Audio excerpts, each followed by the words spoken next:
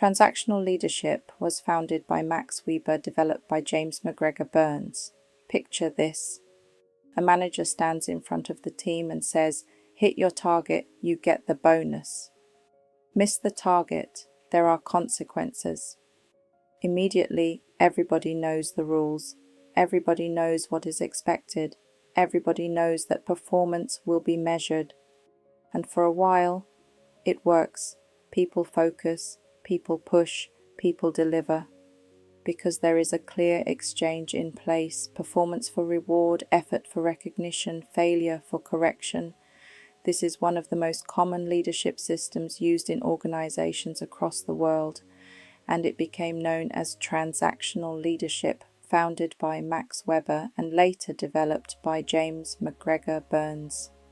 Max Weber laid the foundation through his ideas of bureaucracy, control systems, rules, formal authority, structured management. He believed organizations function best when there is order, accountability, and clearly defined expectations. Then James McGregor Burns later developed the leadership distinction further, defining this approach as transactional leadership, a style based on exchange between leader and follower. This became known as the transactional leadership model, founded by Max Weber and developed by James McGregor Burns, a leadership model built on one direct principle: meet expectations, receive reward, fail expectations, face correction. Let's break that down clearly.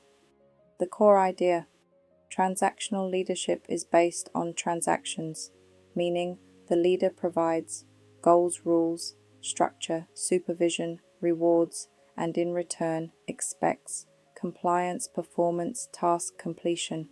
It is essentially a contract. You do what is required, and you receive something in return. This something may be pay, bonus, praise, promotion, approval, or on the opposite side, warnings, discipline, loss of privilege, negative feedback. So leadership here is driven by control and consequence. So, what is the impact? People perform because the system makes expectations very clear. Why this style works: think about environments where precision matters. Sales targets, production deadlines, call center metrics, compliance tasks, routine operations. In these settings, people need clear rules, clear measures, clear rewards, clear accountability. There is little ambiguity. You know exactly what success looks like.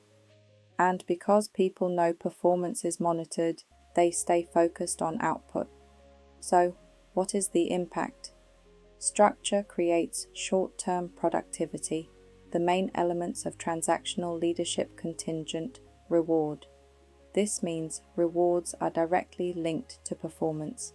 Do well, then receive reward. Very simple, very measurable. Management by exception. This means the leader monitors performance and steps in when standards are not met, correcting mistakes, addressing underperformance, enforcing the rules. This can be active, constantly watching and correcting, or passive, intervening only when problems become serious.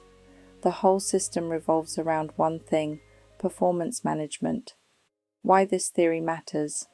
Imagine two workplaces. In workplace 1, nobody knows what success looks like.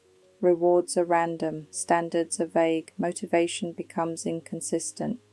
Now workplace 2, targets are clear, bonuses are linked, underperformance is addressed, people know exactly what they are working toward.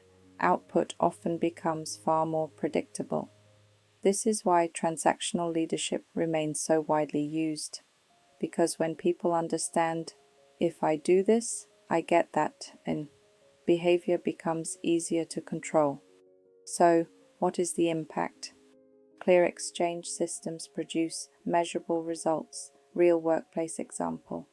Imagine a sales department. The leader announces, reach $50,000 sales this month, bonus payment, drop below minimum KPI, performance review.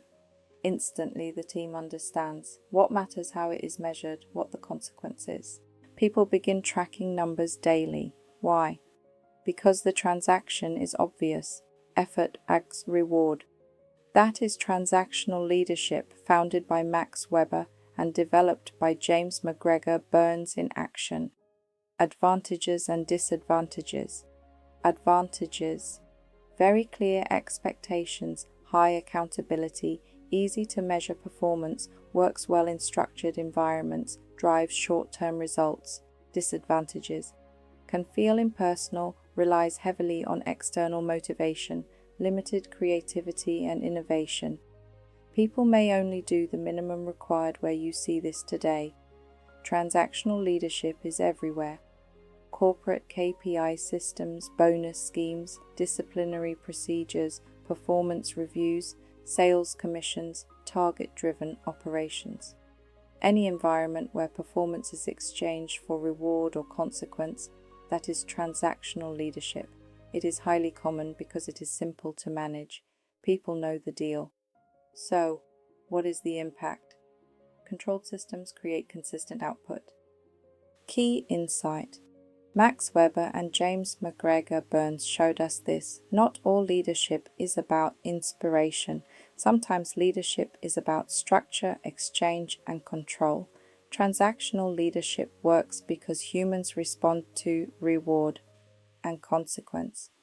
But it also teaches us something important. People may comply without ever feeling inspired. So the real leadership question becomes, are you creating performance only, or are you creating commitment as well? Because reward can make people work, but reward alone does not always make people care. So ask yourself, are the people around you performing because they are internally motivated, or simply because the system tells them they must? Take a moment, pause and reflect. Grab a pen. Pencil it down. One place where reward drives performance in your life or work, and whether that system creates true engagement or just compliance. Because understanding the difference changes how you lead. I hope this brought value to you, and I'm wishing you abundant success. Take a moment, pause for thought. What would you like to learn and explore next?